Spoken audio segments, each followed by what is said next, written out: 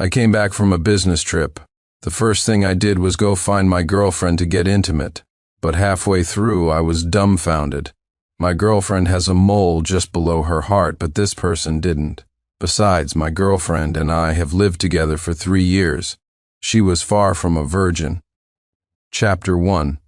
When I woke up the next day, the room was empty. My girlfriend was gone. I'd had a bit too much to drink last night. At that moment, I was still in a daze. I checked the time. I had overslept. There was an important meeting I had to attend today. With no time to think, I quickly washed up. I grabbed my jacket and rushed out the door. That evening, a friend of mine, Henry Davis, was having a birthday party. When I arrived, the private room was packed. They were playing Truth or Dare. The moment I saw my girlfriend's twin sister sitting next to her, my mind exploded. So last night wasn't a hallucination? When did Willow Miller get back from studying abroad? As I stepped into the room, my suspicions were confirmed. My girlfriend, Vivian Miller, looked at me, completely stunned. "Sincere, you're back from your trip? How come I didn't know?" As she said this, her twin sister, Willow Miller, blushed crimson. She lowered her head, not daring to look at me. I forced myself to remain calm. "The project wrapped up early, so I came back. I wanted to surprise you, but there wasn't a soul at home." Vivian didn't think much of it and said casually, "I went back to the family home yesterday. I only got back this afternoon. Wasn't my little sister sleeping at home last night?" "You didn't see her?" Beside her, Willow buried her head even lower. Her face was so red it looked like it was about to bleed. I went to bed early last night. I didn't hear anything. The noise in the room sounded distant, as if it were coming through glass. My mind was flooded with the clear yet chaotic images from the night before. The two sisters looked identical. Remembering the passionate scenes from last night, even now, the memory made my mouth go dry. I mumbled, "I didn't get home until almost dawn. I didn't notice." Vivian gave me a suspicious look but didn't press the issue. "Sincere, what are you spacing out for?" Henry nudged me from the side. "You're late 3 penalty. Shots for you." I snapped back to reality and downed the glass of red wine my friend had poured for me. Chapter 2. A short while later, someone else walked into the room. It was my girlfriend Vivian's old flame, Ethan Sterling. Without a word, he sat down on the other side of Vivian. Ethan had only returned to the country a month ago. The night he came back, Vivian threw a grand welcome home party for him. She lied to me, saying she had urgent company business and would be home late. I didn't think anything of it at the time. But in the middle of the night, her assistant called me. She said a problem had come up with a company project. It required Vivian's personal attention to resolve, but she couldn't reach her. That's why the call came to me. I tried her work phone. Sure enough, it was off. I had no choice but to call her personal number. Vivian usually carried 2 phones. Only her family and a few of her closest friends knew her personal number. She hung up on me more than a dozen times in a row. Soon, she sent an impatient text message. "Sincere, can you stop being so annoying? I already told you, I have something urgent at work to deal with.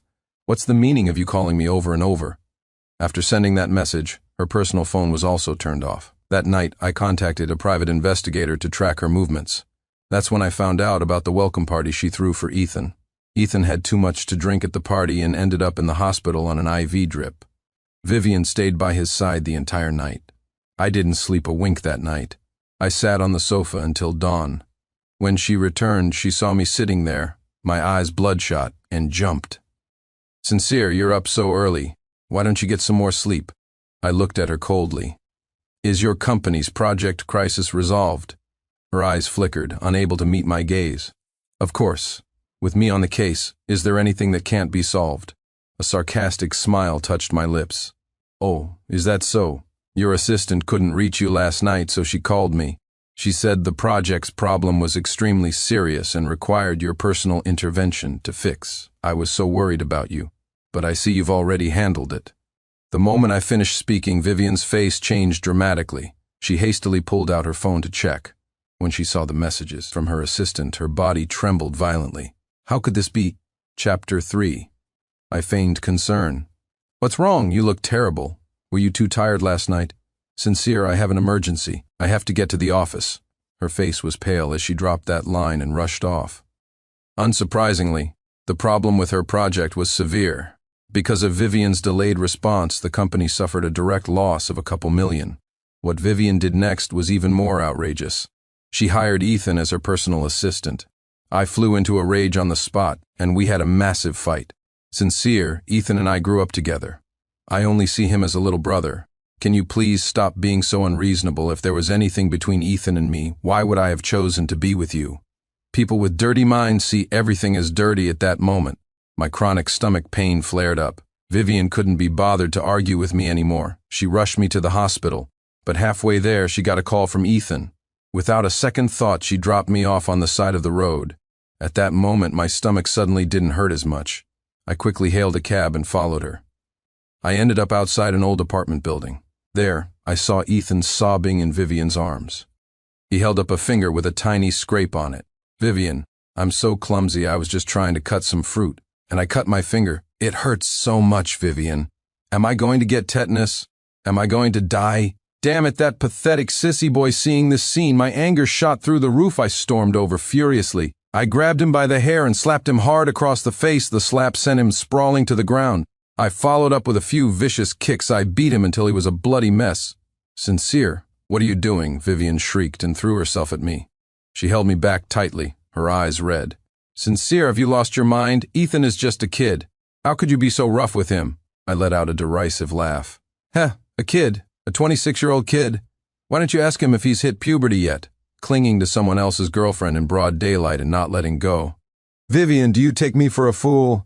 I violently shook off Vivian's hand, my voice turning to ice. "We're done, you scumbag girl. Go comfort your kid."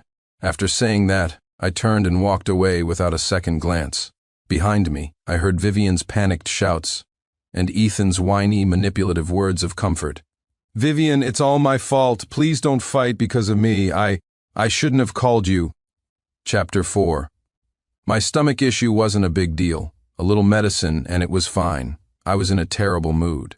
That night, I called Henry Davis out for drinks again. His words were a real wake-up call. "Sincere, why do you care so much? Vivian and her old flame are tangled up together. Are you seriously still planning on marrying her?" Vivian was the campus belle in college, with a delicate face and a stunning, curvy figure. We had years of history between us. If Ethan hadn't shown up, I really would have planned to marry her. But now, there was no way in hell. I immediately shook my head. "Since you're not going to marry her, what are you torn up about? If she agrees to cut ties, fine. If not, just find someone else. You're Sincere Prescott. You're handsome, you're rich. What kind of woman can't you find? If she still wants to be with you, just treat her like a free lover. It's not her cheating on you, it's you cheating on her future husband." He winked at me, a lewd grin on his face. "She's gorgeous, great body, you're not losing out." Damn, his words hit me like a ton of bricks. Suddenly, everything became clear. Sure enough, over the next period, she called me more than a dozen times a day. I didn't answer a single one, and I didn't go back. It wasn't until a week later that she cornered me outside my company building. She looked haggard, with heavy dark circles under her eyes. The moment she saw me, her eyes lit up, and she rushed over to grab my arm. "Sincere, I was wrong last time. Please don't be angry. The Sterling family's overseas businesses went bankrupt. Ethan is going through a really tough time right now. I just felt sorry for him, so I wanted to take care of him a bit more. Don't be jealous. I swear, you're the only one I'll ever love." She threw herself at me, hugging me tightly. "Sincere, I'll be more careful from now on. I will never betray you. Please come back during this time." I had my private investigator keeping tabs on her. I confirmed that nothing had happened between her and Ethan. Otherwise, if she had actually slept with him, I would never touch her again, no matter how much I craved her body. I felt the soft, supple body in my arms and the familiar scent of her perfume. My body's reaction was honest. That night, we unlocked several new positions. But Ethan wouldn't give up. Every few days, he would send me provocative, intimate photos of him and Vivian. Pictures of them eating together, standing extremely close in the office, or serving each other food at a company party. At night, I would show these photos to Vivian, one by one. I used her guilt to punish her mercilessly. We tried almost every uniform and fantasy imaginable.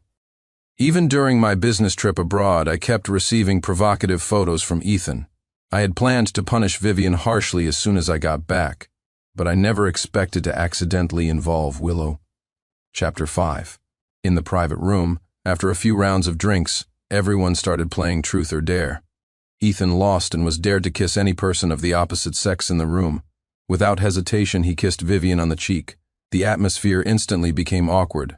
Many people secretly glanced at me to see my reaction. I just smiled nonchalantly. "Why is everyone looking at me?" "Carry on," Vivian quickly explained. "Sincere, don't overthink it. You know I've always seen Ethan as a little brother." I nodded slightly, feigning understanding. If this had happened before, I wouldn't have just flipped the table. It's debatable whether Ethan would have even walked out of that room. But now my attention was focused on Willow Miller. While both sisters were flawlessly beautiful with incredible figures, Willow's eyes were clearer, more pure. From the moment I walked in, she had been stealing shy glances at me. Even a fool could see the affection in her eyes. Seeing that I wasn't angry, Vivian let out a huge sigh of relief.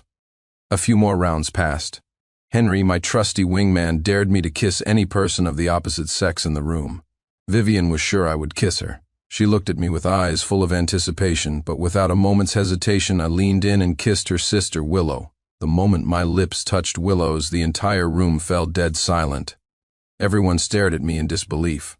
Willow's red lips were like cotton candy, soft and sweet. Her eyes went wide as she stared at me. I don't know if it was because she was nervous, but her hands gripped my arms tightly and wouldn't let go. The anticipation on Vivian's face froze into shock, then flushed with a humiliating red. She clutched the hem of her dress so tightly her knuckles turned white. Whoa, Henry was the first to react, leading the room in wolf whistles and cheers. Way to go. Sincere playing it wild. My friends had long been fed up with Vivian and that scumbag Ethan.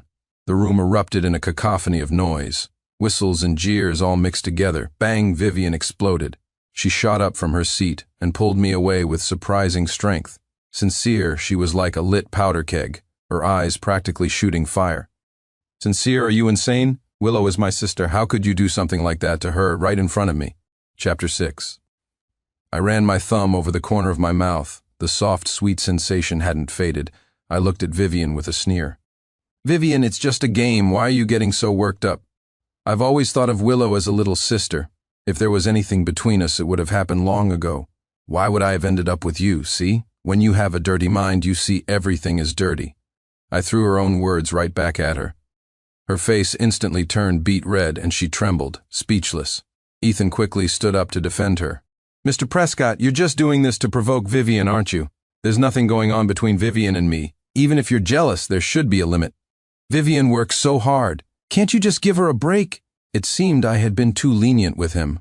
Did every stray cat and dog now think they could walk all over me? My eyes filled with menace. "You've been sending me provocative photos every few days, you bastard. I ignored you. And you really started thinking you were something special, didn't you?" I grabbed a wine bottle from the table and smashed it over his head.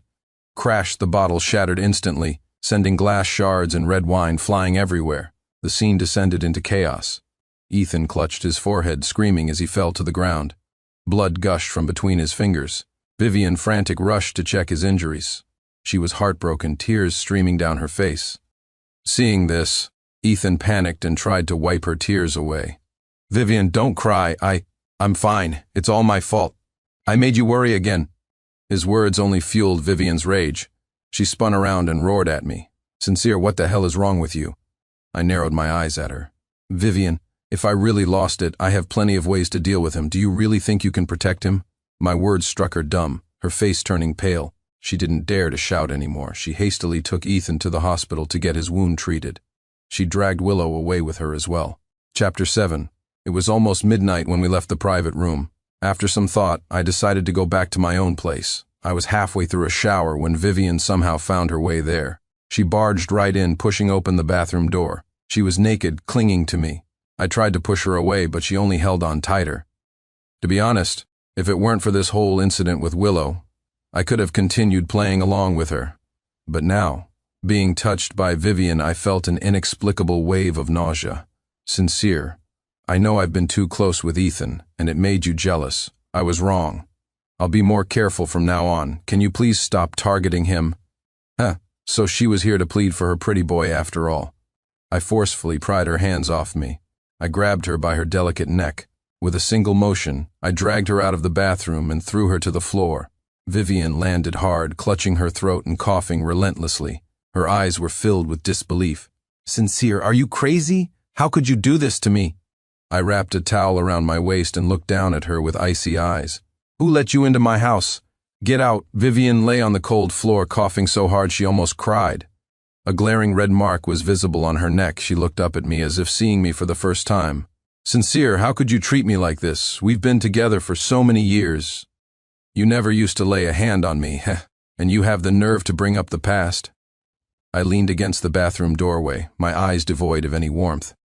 "In the past, I valued you too much. That's why I tolerated you lying to me time and time again, protecting Ethan time and time again. But the you right now," I paused, deliberately adding weight to my words. "You make me sick." I don't know if my words struck a nerve, but Vivian shrieked. "Sick?" She scrambled up from the floor. She frantically grabbed her scattered clothes and threw them on. "Sincere, you used to treat me like a princess, saying you would love me for a lifetime. I don't believe you can just let go like this. You kissed Willow in the room today, and you pushed me away just now. Isn't this all because you're jealous? Trying to provoke me this way, forcing me to draw a line with Ethan. Do you think this is fun?" I didn't answer, just watched her with cold indifference. Chapter 8. Her tone grew even sharper. "Let me tell you, Sincere, don't you forget, if I hadn't saved you back then, you would have died. You were in a coma in the hospital for a week. Who watched over you for 7 days and 7 nights? It was me." She took a step forward, her eyes red as she stared at me. "And now you want to dump me? Let me tell you, it's impossible. You'll never get rid of me in this lifetime." After saying this, she snatched her purse from the floor and slammed the door behind her as she left. I watched her retreating figure and fell into a thoughtful silence. Back in college, I was in a car accident, a collision with a large truck that nearly killed me. It was Vivian who, disregarding her own safety, dragged me out of the burning car. The second she pulled me to the side of the road, there was a deafening explosion. Boom, my sports car was instantly engulfed in flames, and the heat wave sent both of us flying. When I woke up again, a week had passed. The white hospital room was filled with the strong smell of disinfectant. Vivian was slumped over the side of my bed, her hair a mess, with dark circles under her eyes. It looked like she hadn't had a good night's sleep in a long time. She was holding my hand tightly. When she saw my eyes open, she froze for a moment, and then tears started falling, one after another. Her voice was hoarse. "Sob, Sincere, you're finally awake. I'll go get the doctor right now." When a pretty nurse came in to change my IV, she even joked, "Hey, handsome, your girlfriend is so good to you. She's barely slept these past 7 days and nights. She's cried herself dry." The day I was discharged, she stood under the large plane tree at the hospital entrance, holding a huge bouquet of roses, and confessed her feelings to me. The dappled sunlight fell on her. In that moment, she was ethereally beautiful. "Sincere, I like you. I want to take care of you for the rest of my life. Will you be my boyfriend?" It would be a lie to say I wasn't moved. Back then, it seemed like her eyes only had me in them. The memory of that gentleness made me smile unconsciously during countless nights. I swore then and there that I would repay her for the rest of my life. Around that time, rumors started circulating that the Miller Corporation was on the verge of bankruptcy. She hugged me tightly, her eyes red. "Sincere, my family's company is about to collapse." Without any hesitation, I went home and fought tooth and nail to convince my parents to invest. I even risked falling out with the opposing shareholders. After I took over the Prescott Group, the first thing I thought of when it came to high-quality partnerships and projects was the Miller Corporation. Vivian's status in the Miller family skyrocketed. She became the designated heir without any question. It was out of gratitude for her saving my life back then that I tolerated her again and again, leading to the situation we're in today. Chapter 9. The next day, Willow Miller invited me to her welcome home party. Of course, I would attend her invitation. Back then, besides Willow, many other classmates had gone abroad to study with her. When I arrived at the hotel, I found that all these PhDs were present. Vivian was there too. Ethan was probably still laid up in the hospital, so for once he wasn't by her side. After a few rounds of drinks, one of Willow's best friends teased, "Willow, you risked your life to save Sincere back then. You liked him so much, and now he's your brother-in-law. Fate really is a funny thing, isn't it?" As soon as she said this, Vivian's face drained of color. She shot up from her seat. Her movement was so abrupt that she knocked her chair over. Crash, it made a huge noise. My mind went completely blank. "What? Willow saved me?" Vivian pointed at the girl and started cursing. Isabel Reed, it was obviously me who saved Sincere. Stopped spouting nonsense here at this point. All the classmates in the room sensed that something was wrong. Isabel Reed also came from a wealthy family. Being pointed at and cursed out by Vivian, her temper flared. Vivian Miller, I was right there. You were so scared your legs turned to jelly you saved him? Do you have any shame? Other people might not be able to tell you two apart, but I'm Willow's best friend. You think I can't tell the difference? Isabel looked at my confused expression, then at Willow's downcast face, and it all clicked. Oh, I finally get what's going on back then. Willow watched over Sincere in the hospital for 7 days and nights. She just went home to grab some clean clothes, and when she came back, she saw you two hugging. She was heartbroken, and that's why she dragged me to study abroad with her. At the time, I even cursed Sincere out for being a scumbag, so it was you, her older sister, who stole her credit and her man. How could you be so shameless? Chapter 10. You're lying. Vivian's face was contorted with rage. She rushed forward to grab Isabel's arm, but was held back by several classmates. It was me who saved Sincere from the explosion, and it was me who stayed by his side in the hospital. Willow Miller, stop playing the victim in front of everyone to get sympathy. Willow finally lifted her head, a light mist clouding her clear eyes. She tugged on Isabel's arm. Forget it, it's all in the past. Isabel looked at her with an expression of utter exasperation. Willow, you've been bullied by your sister your whole life. Anything you set your eyes on, she would snatch away. How long are you going to put up with her? Ignoring Willow's protests, Isabel forcibly took a string of Bodhi prayer beads from her purse. Willow, you cried over these prayer beads every day for all those years we were abroad. She held the beads up to my face. These prayer beads were salvaged along with you when Willow saved you from the car crash. Are you telling me these aren't yours? The moment those Bodhi prayer beads appeared, my eyes widened in shock. The dark brown beads were worn smooth and shiny from being handled. On the very last bead, there was a tiny crack. This string of Bodhi prayer beads was the only thing my mother had left me.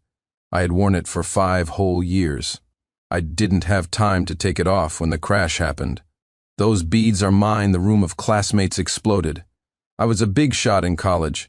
Besides my good looks and top grades, I was also the student council president and the sole heir to the Prescott family, the wealthiest in the city. You could say that the line of girls chasing me back then could have stretched from the academic building to the campus gates. Someone pointed at Vivian, calling her a manipulative schemer. Someone else looked at Willow with sympathy, and others took out their phones to secretly record the scene unfolding before them. Vivian collapsed to the floor, listening to the murmurs of the classmates around her. Looking into my ice-cold eyes, she finally broke down. She crawled over and grabbed my pant leg. Sincere, I really didn't mean to. Sincere, I just liked you too much. I kicked her away.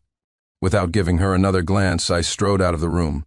Behind me, I could hear her heart-wrenching sobs. Chapter 11. I left the hotel. The first thing I did was call my private investigator. I told him to look into my car accident from all those years ago. That evening, Vivian was kneeling in front of my villa. She was slapping herself hard, again and again, the sounds sharp and clear. She was using her full strength. Soon, her face was swollen. Blood trickled from the corners of her mouth. She looked at me, her eyes filled with pleading. Sincere, I was wrong. I was really wrong. Please forgive me. As long as you forgive me, I'll do anything you ask. Of course, I knew why she was scared.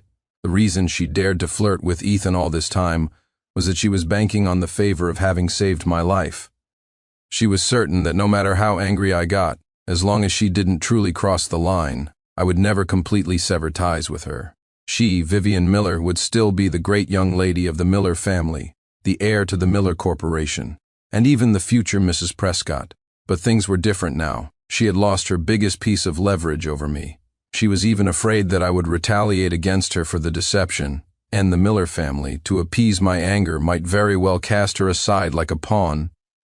I smiled faintly and helped her up. I tenderly touched her badly swollen cheek and spoke slowly. Vivian, you're overthinking things. We've been together for so many years. How could I not give you a chance? I know you only claimed your sister's credit because you liked me so much. I don't blame you. But everyone knows you're my girlfriend, the future Mrs. Prescott. Yet you've been carrying on with another man. You've made me lose a lot of face. Vivian seemed to understand what I was implying and quickly pledged her loyalty. Sincere, I know I was wrong. Believe me, I have never done anything to betray you. Don't worry, Sincere. I absolutely will not disappoint you this time. I watched her leave, a meaningful smile playing on my lips. Chapter 12. Vivian was certainly ruthless enough. Just 2 hours later, she sent me a video. In the video, Ethan was on the ground like a dog, covered in blood. His limbs were twisted at unnatural angles. They were clearly broken. He groveled on the floor, begging for mercy with none of the smugness he had when he was provoking me. Vivian truly did not disappoint. The only person she ever loved was herself. When her own interests were at stake, the lives of others meant nothing. If a cold-hearted snake of a woman like this ever gained power, she would absolutely turn on me to avenge her old flame. As I was lost in thought, Vivian's call came in. Sincere, did you see the video? I promise you Ethan will never appear before you again. Please don't be angry, okay? I didn't say a word. I just hung up the phone.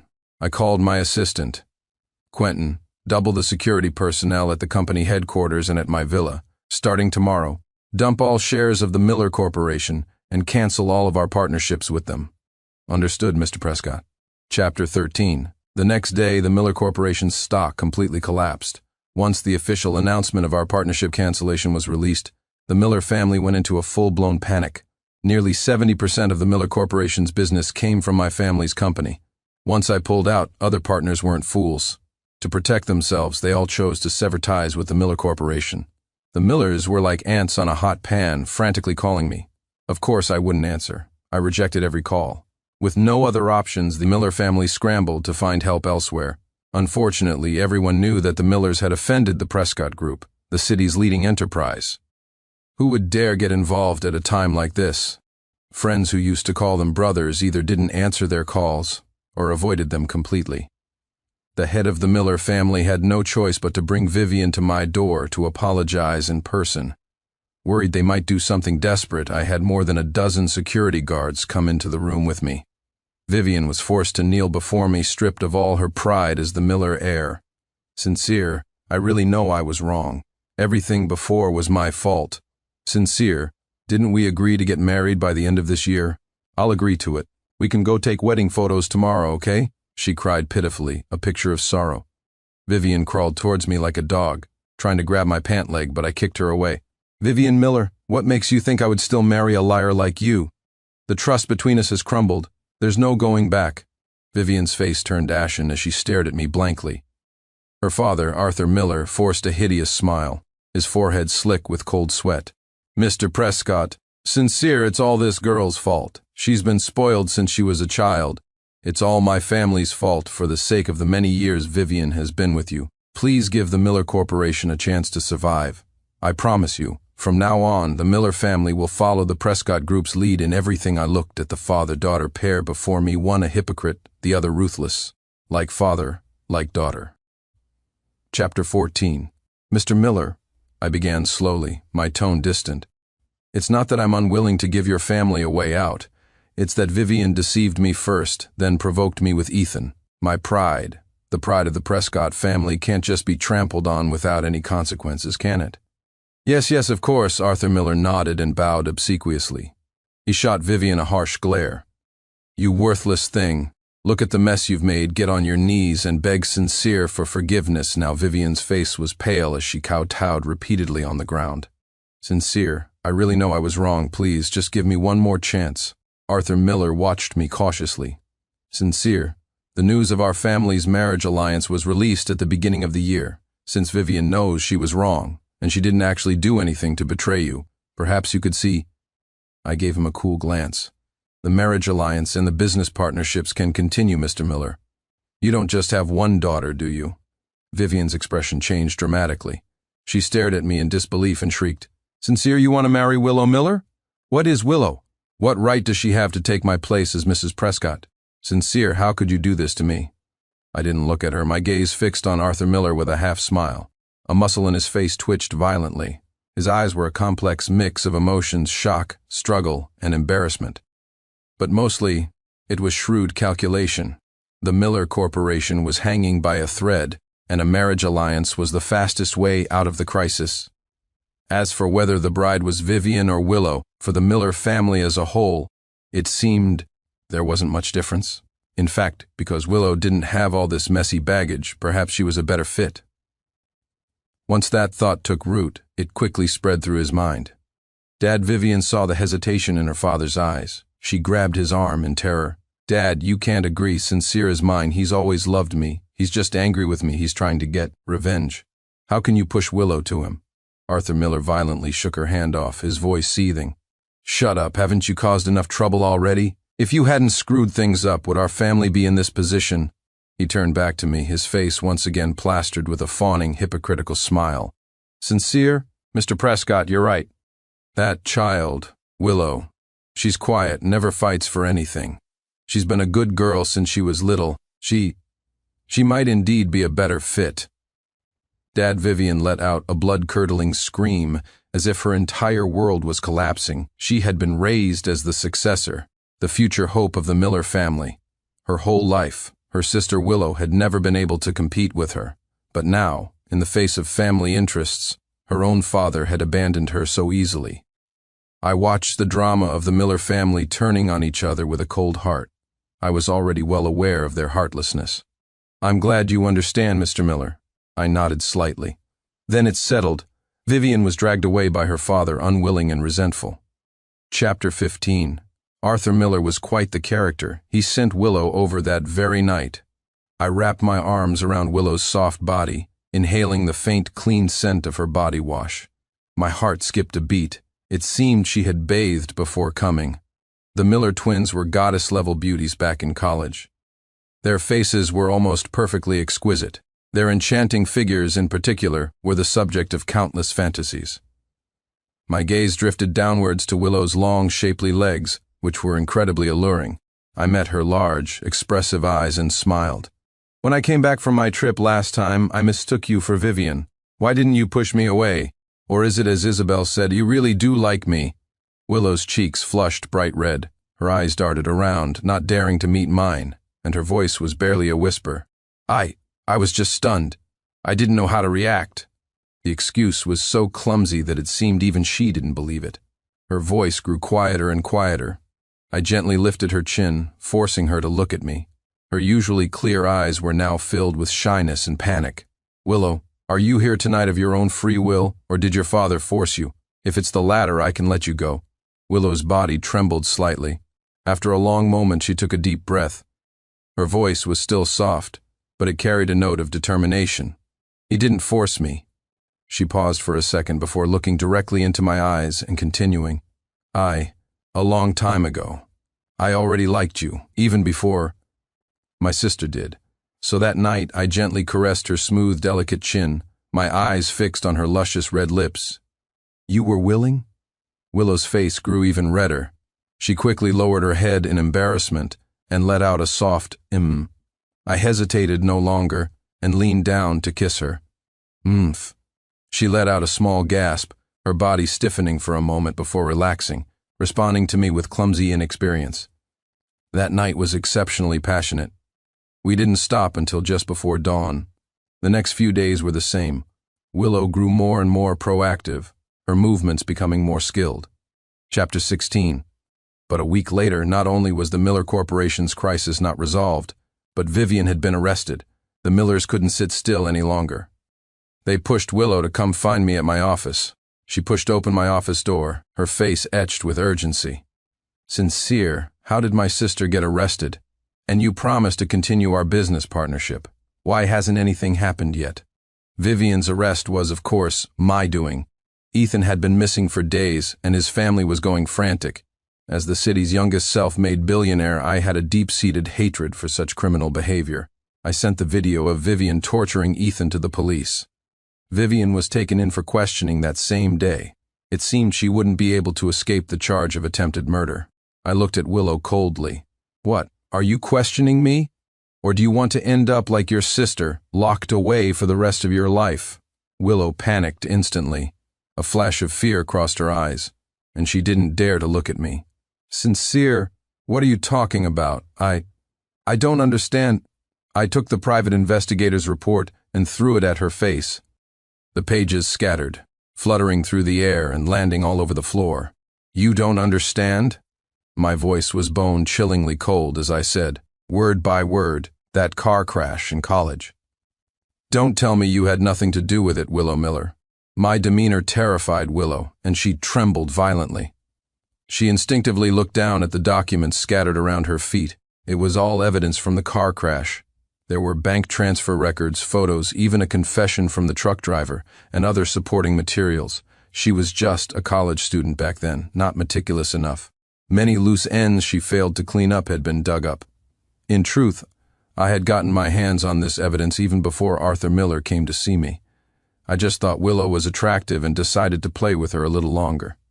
It would be a shame to send her away too soon, wouldn't it? Chapter 17. Her breathing suddenly became ragged, and all the color drained from her lips.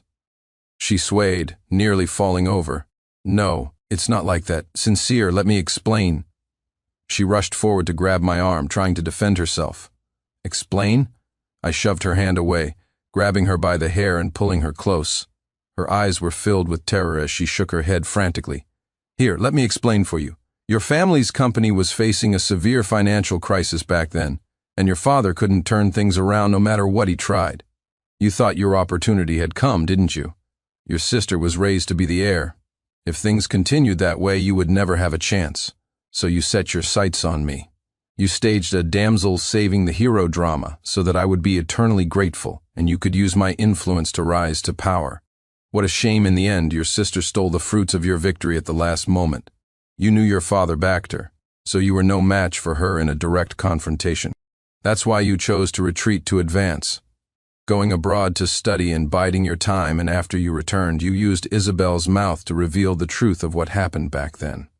You knew that years of deception would make me lose my mind with rage, and thus, you achieved your goal of using my hand to eliminate your sister.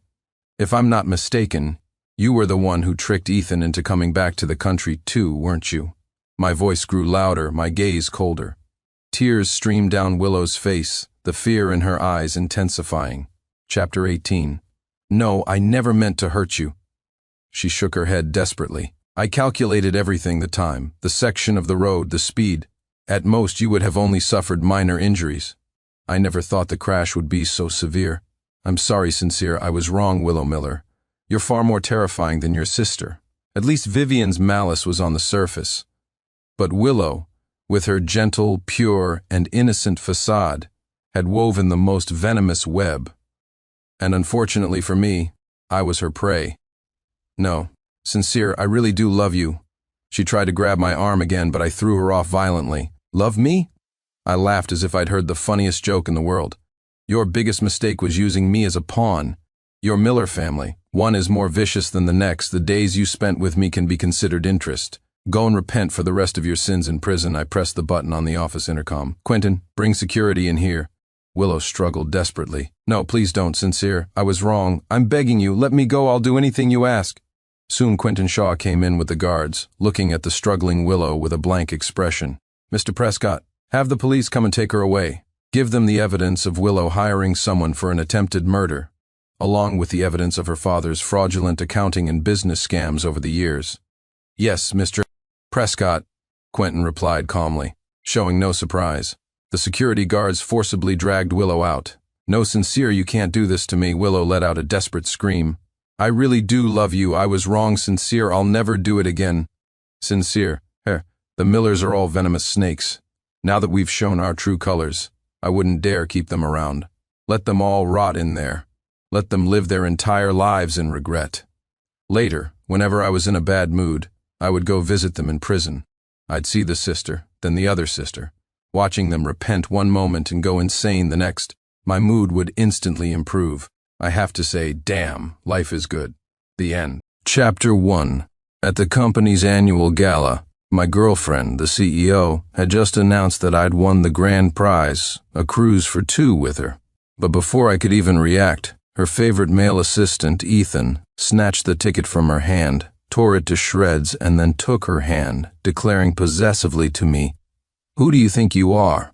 The president is my fiancée, and I will not allow her to go on a trip with you, my girlfriend, Victoria, who," had always been a stickler for keeping business and personal life separate, not only did nothing to stop him but publicly voided the prize. She then handed the project I was about to complete over to Ethan, under the guise of rewarding me with a few days off. My colleagues all whispered for me to keep my cool. After all, he was the CEO's boy toy, right? I just nodded agreeably, took off my lead designer's ID badge and handed over all my work files. A few days off? That's not nearly enough, I said magnanimously. I'm resigning. Assistant Miller can have all my projects. I wish the president a long and happy love life. Chapter 1 continued the moment I threw in the towel. The entire hall fell silent, then erupted. My colleagues rushed over, urging me not to be impulsive. I was a founding member, after all. I had poured 10 years of blood, sweat, and tears into this company, helping build it from nothing into a powerhouse on the verge of going public next year. To leave now just wasn't worth it. But Victoria, my girlfriend of 10 years, a relationship we had never made public, merely glanced at me without a word. Her assistant, Ethan Miller, saw her silent approval, and his expression grew even more smug. Sincere, he said with a sneer. You're threatening to quit just because the president won't go on a cruise with you? You really think you're all that? You think the company can't function without you? Other colleagues tried to smooth things over. Assistant Miller, Manager Harrison, didn't mean it like that. He was just, "It's all right, Big L," I said, patting my colleague Lawrence on the shoulder to cut him off. I waved a hand breezily. My mind is made up. Everyone, I'll see you when I see you. Just as I was about to leave, Victoria, who had been silent all this time, finally spoke, her voice devoid of any emotion. Sincere Harrison, you've given 10 years to this company. It wasn't easy getting to this point. If you leave, don't regret it later. Her words sounded like a warning, a way for me to save face. But I knew better. She was just maintaining her public image as a loyal and righteous leader, absolving herself of the responsibility of casting aside a key contributor. I smiled faintly. Don't worry, I said. I won't regret a thing. As I walked away from the gala, memories of the past decade flooded my mind. 10 years ago, I had helped Victoria build this company from the ground up. To grow the business, I worked day and night, churning out design after design, taking our firm from obscurity to an industry leader. I never imagined I'd be the one forced out. But we were on different paths now. If Victoria believed that she and her little assistant Ethan could lead the company to a brighter future, then I would respect her choice. Before leaving the office for good, I went to my desk to pack my things. A single cardboard box and a laptop held 10 years of my life's work. The only thing left on the desk was a small ceramic figurine of a couple. It was a gift from Victoria to celebrate my first major project for the company, back when we were just starting out. I remember working for 3 straight nights to finish the designs. When I handed them to her, she had hugged me, crying. Sincere, she'd wept. You're killing yourself for me, for this company. When we make it big, you'll be my second in command. This company has no future without you. Well, the company was big now, and I had become redundant. I was about to toss the figurine into the trash when Ethan swaggered over, a triumphant look on his face. Sincere, still here? The president has already appointed me as the acting manager in your place, he gloated. She said if I do a good job, I'll get a promotion and a raise. You're a cast-off now. He paused, studying my face for a reaction. When I said nothing, his grin widened. It makes sense if you think about it. The president is a multimillionaire CEO, and you're just a junior manager. You're not getting any younger, your career has plateaued, and you can't even give her the emotional support she needs. So it was only a matter of time before you were thrown aside, don't you think? He was doing everything he could to get a rise out of me, but I felt nothing.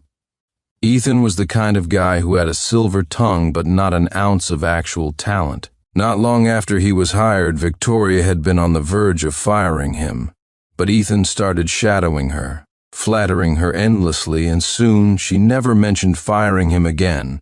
Not only did she promote him to her personal assistant, but she would praise his garbage-tier designs as if they were masterpieces, poisoning the company culture until sucking up became the new norm. I had no interest in trading barbs with him. I just nodded perfunctorily. You're right, you're so right. I wish you two a long and happy life together. Ethan seemed to choke on his words, desperately searching my face for any sign of a crack in my composure, but found none. Just then, the familiar click-clack of high heels approached. A glint appeared in Ethan's eyes. He suddenly snatched the ceramic figurine from the desk and smashed it on the floor. With a sharp crack, the pieces scattered. He pressed his hand down onto the shards and screamed, "Sincere, the manager position is yours. I'll resign right now, just don't hit me, please don't hit me." Before I could even process what was happening, Victoria shoved me aside and shielded Ethan with her body. She frantically cradled his hand. Seeing the blood, this woman who was normally so calm and collected, lost her mind. She whirled on me, roaring with fury. "Sincere, are you insane? This is the office. How dare you assault someone? I see now that firing you was absolutely the right decision. Now, right now, drive me and Ethan to the hospital. If anything happens to his hand, you will be held fully responsible with that." She threw her car keys at my chest. I looked at her, at the way she was fiercely protecting her little darling. And suddenly the woman before me was a complete stranger. Victoria was smart, she was rational, yet she hadn't even bothered to ask what happened. She didn't even notice that the shattered object on the floor was the gift she had personally chosen for me, a gift I had treasured for 10 years. How could I possibly be the one to break it? Whatever. It didn't matter anymore. I picked up the car keys, went downstairs and drove them to the hospital. In the back seat, Ethan leaned against Victoria's shoulder, whining pitifully. "Miss Preston, I think I should just resign. Give the project back to Manager Harrison before he gets emotional and attacks me again." Victoria soothed him gently. "Ethan, I'm the boss here. Sincere is just a fired employee. As long as I'm here, no one is going to hurt you." Sitting in the driver's seat, watching their tender moment, all I felt was a bitter irony. I sent a single text message. "Dad, I've decided to come home and inherit the family business. Chapter 2. I come from the Harrison family, the wealthiest family in the region, but I had always wanted to make a name for myself on my own merits. During my first venture, I met Victoria. I was drawn to her fierce, unyielding spirit. After we started dating, I willingly sold my own company to support her dream, so we could build something together. To cut costs, I took the lowest possible salary without complaint. My father called me several times, asking me to come home and take over the family fortune, but I always refused, pouring my heart and soul into Victoria and our company. Now the love and the dream I had fought for felt like a joke. At the hospital, Victoria immediately went with Ethan to get his hand treated. I was about to leave when I heard her call my name from behind. "Wait." Sincere, she ran up to me, breathless, and grabbed my hand. Her tone softened. "I'm sorry, I was too harsh with you earlier. Ethan has depression, which is why I didn't stop him from acting out at the gala. I was just scared just now, so please don't overthink it." I looked at her, at this long unseen gentleness, but felt no stirrings in my heart. I just waited calmly for what she would say next. Victoria paused, then said seriously, "About your resignation. I've thought it over and I can't accept it. This company is the fruit of our labor. It's going public next year. If I let you go, what will the employees think of me? Besides," she took a step closer, her gaze soft and affectionate, "the figurine that broke was the one I gave you all those years ago. It made me think about our past. You've given so much to this company. I can't just abandon you like this. Take a few days off to rest. After a while, I'll find an excuse to bring you back. I'll even raise your salary by 30%, okay?" I looked at her, and all I felt was scorn. This whole impassioned plea to stay was in the end about her fear of gossip and damage to her reputation. As for her feelings, it was all an act. I was about to refuse when Ethan's voice called for Victoria from a nearby room. She immediately became anxious, with no time for a longer conversation. "It's settled then," she threw over her shoulder as she rushed to his side. I shook my head, a cynical smile on my face. Too bad. I wasn't going to waste any more of my life on her. Back at our apartment, I gathered some of the recent design drafts for my project, intending to destroy them. They represented countless hours of work, but they were a sunk cost, and sunk costs shouldn't influence major decisions. Just as I had the pile of drafts ready, Victoria came home. She stared at the papers in my hand, her expression strange. Luckily, the shards didn't go too deep. Ethan's hand is fine, he just needs a few days to recover. I said nothing, moving to put the drafts into the shredder. She lunged forward and slammed the off button. "Don't destroy these," she said, looking a bit guilty. "I'll take them for Ethan to use. His hand is injured, and a few projects are urgent. Since you're almost done with these anyway, he can just polish them up and we can submit them. It's more efficient." She reached for the drafts, but I pulled them back sharply. "I am not giving him my designs," I said flatly, handing my hard work over to Ethan so he could take the credit. Did she really think I was that much of a fool? Victoria froze, her face etched with disappointment. "Sincere, you're becoming so petty. If you hadn't hurt his hand, would he need to use your drafts to finish the project?" Then, catching me off guard, she yanked a handful of pages from my grasp and stormed out, slamming the door behind her. I looked down at the remaining half-torn drafts in my hand. I felt ridiculous. I had given 10 years of my life. I got no love in return, no gratitude. And as I was leaving, she still wanted to rip a piece of me off to gild that pretty boy Ethan. The irony was suffocating, but it didn't matter. The drafts she stole were just initial sketches. They were a long way from being complete, and a hack like Ethan would never be able to get them to a point where a client would be satisfied. After shredding the rest of the drafts, I packed my bags and took everything that belonged to me. Before I left, I took off the ring from the ring finger of my left hand, the one Victoria and I had exchanged as a promise of our future, and placed it on the coffee table. Chapter 3. That night I moved back into my family's villa. My parents saw that I was troubled and didn't press me about Victoria. Instead, just before bed, Victoria called me. Her voice was tired and impatient from the moment I answered. "Sincere, have you resorted to running away from home now? Did everything I said to you at the hospital mean nothing? I already promised to keep your job and give you a raise. What more do you want to fuss about? If you're not back here by tomorrow night, we are completely over, and don't even think about coming back to the company." Then she hung up, not even giving me a chance to reply. It didn't matter. We were already over, and I had no intention of ever going back to that company. The next morning, my father took me to begin taking over parts of the family business. An assistant came to me. "Mr. Harrison, the contract with Miss Preston's company has expired. Should we renew it?" Only then did I remember. The only reason Victoria's company had landed a contract with Harrison Corporation was because my father, seeing me work myself to death on projects, had pulled some strings. In terms of qualifications, her company was nowhere near the level required for a partnership with us. "Follow standard procedure," I said coolly. The assistant understood. I was no longer giving Victoria a free pass. He then reminded me that there was a business banquet that evening, hosted by Harrison Corp., and that my father wanted me to attend in his place. I agreed and threw myself into my work. Soon after, a notification popped up on my phone. It was from Ethan. "Check your feed." Confused, I opened my social media. The first post was from him.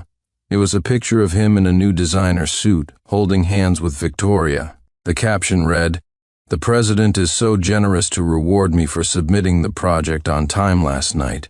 She took me on a date and bought me this suit. I'm the luckiest guy in the world." The comments section was full of our former colleagues, all fawning over them. Assistant Miller and the president look so good together, a perfect match. I bet it won't be long before Assistant Miller replaces Manager Harrison, maybe even gets promoted to vice president, Ethan replied with feigned humility. Then Victoria herself liked the post. She didn't deny any of the comments speculating about their relationship. She even added her own comment. "Keep up the good work, Ethan.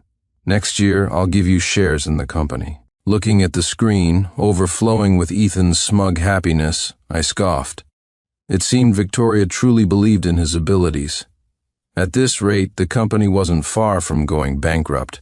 I casually liked the post. The moment I closed the app, Victoria called, her voice dripping with annoyance. "Why are you liking things like that? You've already quit. Do you have to make the employees misunderstand our relationship? I gave you an out last night. You should have taken it. Don't end up as an unemployed bum with no way to save face." The call ended again. I almost laughed out loud. Never mind that her little company was insignificant next to the Harrison Corporation. If I were to look for a job, countless major corporations would be fighting to hire me. Where did she get this confidence? That evening I arrived at the business banquet as planned. The first thing I saw was Victoria, arm in arm with Ethan, chatting and laughing with some business executives. "Miss Preston, I don't see that manager Harrison who used to be with you," one of them asked. "Oh, him. His work attitude was poor, so I fired him." As she was speaking, Ethan suddenly noticed me and called out in a snide voice, "Sincere, did you follow us here?" Chapter 4. Victoria's face darkened. She strode over to me, displeased. "What are you doing here?" Ethan snorted and immediately added, "Isn't it obvious? He's here to beg for forgiveness. Sincere, the president said you can come back to the company, but only as my assistant. How about it?"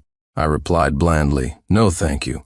My status doesn't suit your company." Ethan burst out laughing. "Oh, so now you know your place?" Victoria looked at me impatiently. "We'll talk about work later.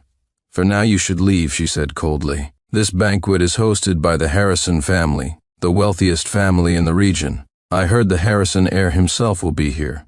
Don't cause any trouble." I gave a half smile. "You do your thing, I'll do mine. I don't believe you have the authority to ask me to leave, do you?" Sincere Victoria's face grew colder, her patience completely gone. "Out of respect for our past, I was going to give you a chance, but you just don't know how to appreciate it. I am now officially informing you, we are broken up and the company will never hire you again. Your position will be officially taken over by Ethan Miller." After she said it, a fleeting expression of relief crossed her face. So she had finally said what she really meant. Ethan, standing beside her, looked even more triumphant. He gloated at me. "You really blew it, didn't you? Sincere, you should have quit while you were ahead. Now look at you, you've got nothing, ha-ha." Just then, two executives walked towards me, their faces lit with excitement. Victoria recognized them as clients. She shot me a glare and hurried to greet them with a smile. "Mr. Zimmerman, Mr. Wright, were you satisfied with the designs we sent over last night? Let's find some time to discuss the next project." The two men, being intercepted, looked annoyed. Mr. Zimmerman brushed her aside and said bluntly, "What was that garbage you submitted last night? A 3-year-old could have drawn something better. When we signed the contract, we specified that we only work with Mr. Harrison. Since your company changed designers without informing us, you can expect a letter from our lawyers." Victoria froze, trying desperately to explain. But the two executives walked right past her, came to me, and bowed respectfully. "Mr. Harrison," they said, fawning, "we've worked together many times, but we never imagined you were the son of the wealthiest man in the region. We look forward to your guidance in the future." In an instant, Victoria stared at me in utter disbelief, whispering to herself, "Son of the wealthiest man." Chapter 5. "Sincere is the son of the wealthiest man? He's the Harrison heir? That's impossible." Victoria quickly turned and hurried after the two executives. "Mr. Zimmerman, Mr. Wright, Sincere is just an employee of mine. Are you sure you haven't mistaken him for someone else?" Ethan, standing beside her, nodded in agreement. "Sincere was just fired by our president. He wouldn't be trying to fool people just because he shares the same last name as the richest family, would he? You mustn't be deceived." Mr. Zimmerman's face turned grim. He let out a cold laugh. "Deceive you? Why would Mr. Harrison need to do that? He was gaining experience at your company, but his true identity is the young master of the Harrison family. You're so blind you couldn't recognize greatness right in front of you, and you had the audacity to fire him?" The nerve those words left Victoria completely dumbfounded. Soon, other guests recognized me and began to crowd around. It's Mr. Harrison, let's go pay our respects. So that's the Harrison heir, seeing the scene unfold. Victoria looked up at me, her eyes wide with desperation. Sincere, are you really the Harrison heir? Why did you never tell me? I saw the regret and remorse in her eyes, but said nothing. A throng of guests swarmed me, their faces plastered with sycophantic smiles, quickly pushing Victoria to the side. She called my name anxiously from behind the crowd, but no one made way for her. Mr. Harrison, you are truly a man of remarkable talent. I'm Chairman Chen of the Fang Yu Group. I'm Wang Kai from the Shulin Group. We look forward to working with you. These executives were all of a higher social standing than Victoria, yet they were treating me with such deference. Watching this, Victoria's face grew paler and paler. Finally, she snapped back to reality and started shoving her way through the crowd, shouting, "Everyone, move! Sincere as my boyfriend!" Move! Her shout caused the crowd to part. I, of course, heard her. The irony was palpable. In the 10 years we were together, I had almost never heard her so loudly and directly refer to me as her boyfriend. Now that we were broken up, now that she knew who I was, suddenly she was going public. Victoria finally pushed her way to me, her eyes red with unshed tears. "Sincere, Miss Preston, just a moment ago you said it yourself. We've broken up. You fired me. So please don't spread rumors here. It reflects poorly on you." My cold, distant tone made the tears finally fall from her eyes. "Sincere, I was just joking earlier. Please don't be mad at me, okay? I was actually planning to make you vice president. I had to laugh at that. And I did. Miss Preston, we worked together for 10 years. Let's not waste time on empty promises." Victoria tried to say more, but several executives who recognized her and now understood the situation between us started to clamor. "Miss Preston, what is the quality of these designs you've been submitting lately? Can't you see all these amateur mistakes? I was planning to visit your office tomorrow, but it turns out you kicked Mr. Harrison out." Others chimed in. "Victoria, our projects specifically required Mr. Harrison's designs. What were you thinking, firing him? Your company is in breach of contract. Get ready to pay up." That's right, pay up. Chapter 6. The chorus of accusations grew louder, and Victoria became more and more flustered.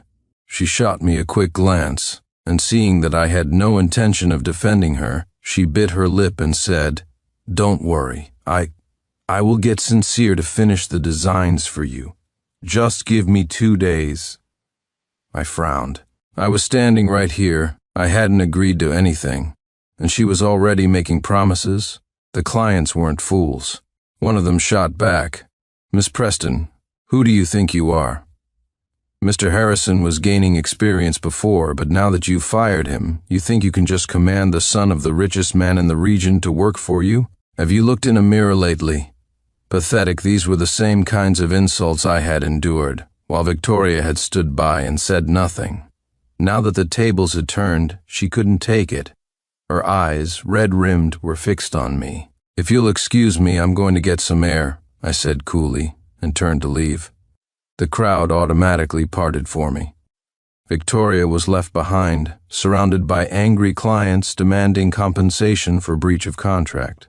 Ethan ran over, trying to shield her, but after being called a kept man a few times, he scurried away to hide. I went out to the rooftop terrace for a breath of fresh air. Staring up at the starry night sky, I felt calm but also a little hollow. Thinking about Victoria's predicament didn't bring me the thrill of revenge I might have expected. It just made me reflect on how much things had changed. When I first met Victoria, she thought I came from an ordinary background. As the company grew, she started to worry that I had ulterior motives, that I would demand a stake in the company. The truth was, I couldn't care less about her shares. All I ever wanted was a sense of accomplishment. Money? I had more than enough, but Victoria grew more and more distant, and after becoming a CEO for so long, she even started to look down on me. The truth is, we were never on the same path to begin with. Suddenly, Victoria's voice came from behind me. She walked over, staring at me. Her voice choked with a mixture of grievance, sorrow, and accusation. "Don't you have anything to explain to me?" I was confused. Explain what? We were already broken up. Why did you lie to me? Why did you play with my feelings? "Sincere, say something," Victoria sobbed, pounding my shoulder with her fists. The blows weren't hard, but they were filled with a sense of betrayal. I frowned, grabbed her wrists, and pushed her away. Her accusations made no sense. Who was the one that betrayed a 10-year relationship? "That's enough, Victoria. Please, have some self-respect," I said, my voice sharp. Victoria stared at me, seeing that the passion in my eyes was gone. She froze. As if realizing something, her expression grew more and more frantic. "Sincere, please don't be like this, okay? I forgive you for hiding your identity from me. Are you still upset about Ethan? That was just a joke. I'll fire him, okay? I love you, I really do, you can't leave me." She reached for my hand as she spoke, but I pushed her away again, more firmly this time. "Victoria, you're not the type to cling like this. We are over. Please stop bothering me." Chapter 7. Sincere, you... I had never spoken to Victoria with such a harsh tone before. Pushed away, she looked pained, her voice breaking as she choked out, "Sincere, what am I supposed to do? You can't just leave me with this mess. The clients specifically want your work. Ethan's designs will never pass. I'm sorry, but that's not my problem," I said flatly. "I'm not your employee anymore." Not wanting to get entangled with her any further, I left the banquet. When I got home, my phone was flooded with messages from her. She sent a picture of the ring I had left behind, our engagement ring, along with a tearful voice message. "Sincere, this ring symbolized our love. You said you would marry me, that you would love me for a lifetime. You said you would forgive me no matter what I did. You said that." Yes, I had said that. But I never imagined we would end up here. You don't fall out of love in a day. "Sincere, please just help me. This company is something we built together. If you don't help me, it will go bankrupt. We don't have enough cash flow to cover all the breach of contract fees, you know that." Her messages kept coming, each one more desperate than the last. Then she started calling, a frantic, unfamiliar edge to her voice. Tired of it, I finally answered and said bluntly, "You can have Ethan do the designs. Who knows, if he tries hard enough, his work might even be better than mine." Before she could reply, I blocked her number. Ethan was now her company's project manager. Any problems with the projects were his responsibility. Victoria needed to pay the price for her choices. In the following days, Victoria didn't contact me, but I heard plenty of gossip from my old colleagues. "Sincere, you have no idea. The president has been on a rampage lately. My old friend Lawrence texted me. She's forcing us to work overnight, especially Ethan. She made him submit several different proposals for each project, and the clients rejected every single one. A few of us are holding the line, but the legal letters are piling up. Everyone's starting to quit and find new jobs." Today she called Ethan into her office and just ripped into him. "Hold on, I'll send you a video." A moment later, a video file arrived. I opened it to the sound of Victoria slamming a stack of papers on Ethan's face. "With this level of skill, you want to be a manager?" She raged. "Look at what the clients are saying about you. All you do is run your mouth, and your work is absolute garbage." Ethan clutched his face, whimpering, "Miss Preston, I don't have enough experience. I'm still young." Young? When Sincere was your age, he was already landing major clients and completing huge projects on his own. "Ethan, you've been with this company for 2 years and haven't improved one bit. If this next design doesn't get approved, you're fired. You're not even half the man." Sincere's Chapter 8. Victoria's face was cold with fury. It was strange to see. When I was still at the company, I was always the one cleaning up his messes. Victoria would just protect Ethan, always saying, "He's still young, he needs more experience." So she knew all along that I was far more capable than him at the same age. She had just chosen to ignore it. Watching the video, I felt a sense of release, as if a weight had been lifted. I texted Lawrence back, "Big L, if you're thinking of jumping ship, let me know. he replied with a string of excited agreements. A week later, Victoria cornered me on the street. She looked exhausted, all her former energy and confidence gone. "Sincere, can we talk?" she pleaded. "I'm begging you." I hesitated for a moment, then agreed. We sat down at a nearby restaurant. Victoria poured her heart out, telling me how the company was in chaos without me. "Sincere, I finally realize how important you are to me," she said. "I admit, I let success go to my head these past few years. I lost sight of myself. Ethan, he's a complete waste. I was wrong about him, and I let him hurt you. I'm sorry, I'm so sorry. But we had 10 years together. How many 10 years does a person get in life? Even friends, after a fight, wouldn't just leave each other to burn."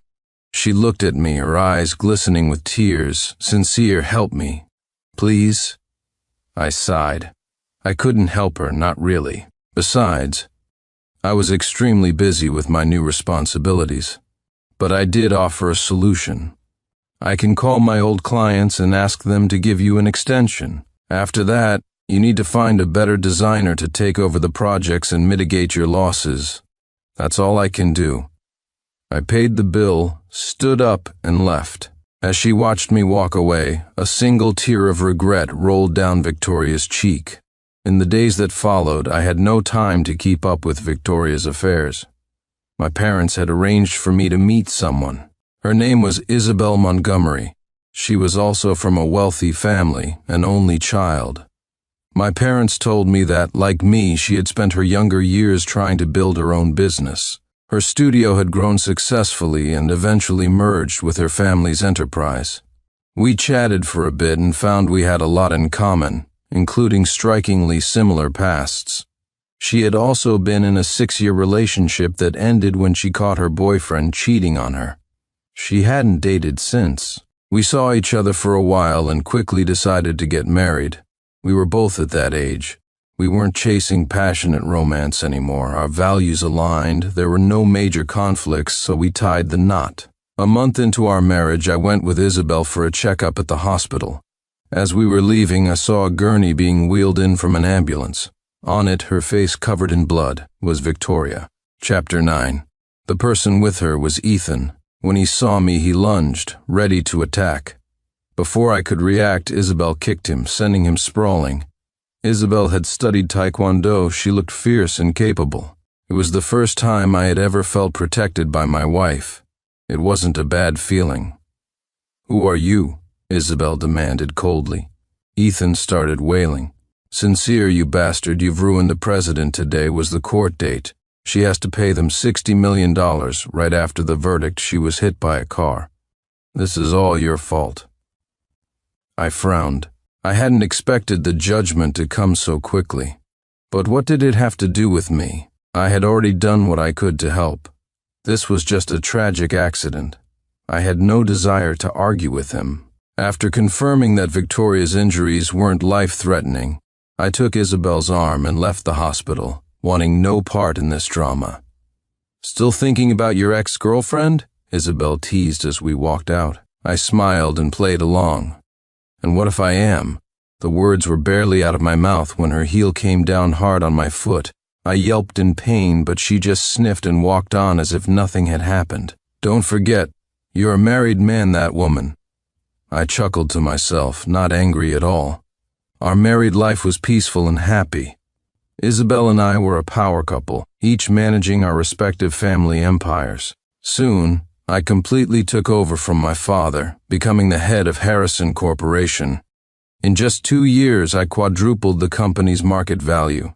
Victoria's company, however, declared bankruptcy and became a laughingstock in the industry. I heard she had to sell her house, her car, and all her assets just to pay off the debts. 10 years of hard work, and in the end, she was left with nothing.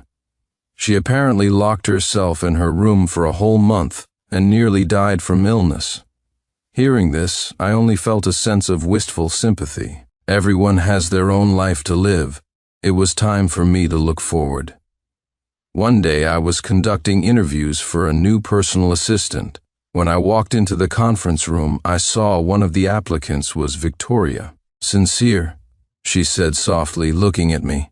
The other interviewers all glanced at me, assuming she was my hand-picked candidate. I walked to my seat with a blank expression and gestured to the panel. "Let's begin." A flicker of disappointment crossed Victoria's eyes. She proceeded through the standard interview process: self-introduction, work experience. When an interviewer asked why she was applying for the chairman's assistant position, her eyes locked onto mine, filled with a deep, longing affection. When I was building my own company, I always had others assisting me. Now I hope to use my years of experience to assist someone else. I couldn't help but frown.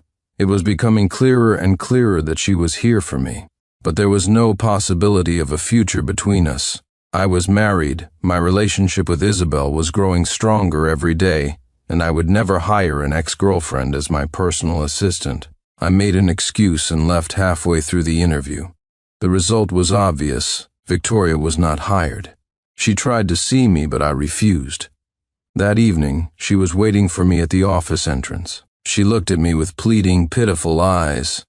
"Sincere, it's been so long. Are you still not willing to forgive me?" Chapter 10. Ever since we broke up, I haven't spent a single day not regretting it, she continued.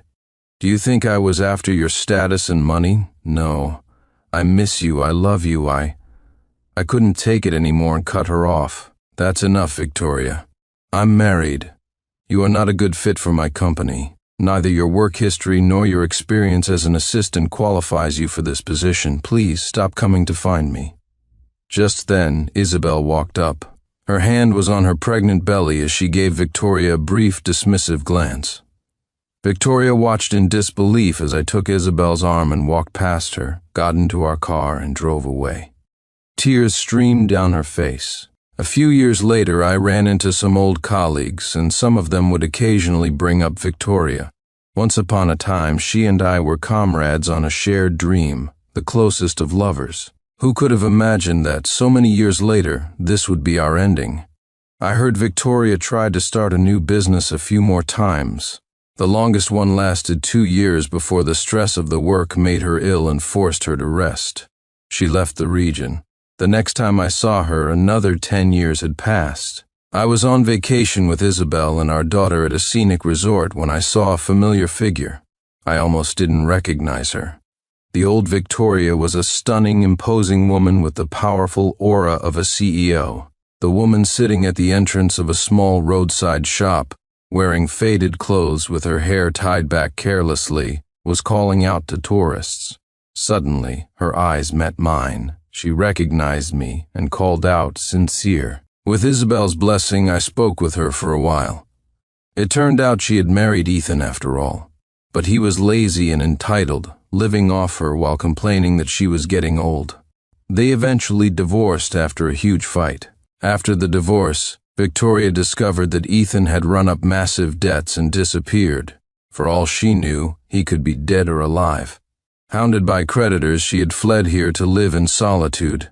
She said that if she could go back in time, she would have given me half the company's shares and married me to start a family. But there are no do-overs in life. "Sincere, I wish you happiness," she said with a smile as we left. It was a bitter, sorrowful smile. Looking at her, I could never have imagined that the vibrant, ambitious girl from all those years ago would choose to live out the rest of her life like this. Life is truly unpredictable. But this is the path each person chooses for themselves. Every step is their own, so no one should speak of regret. The end.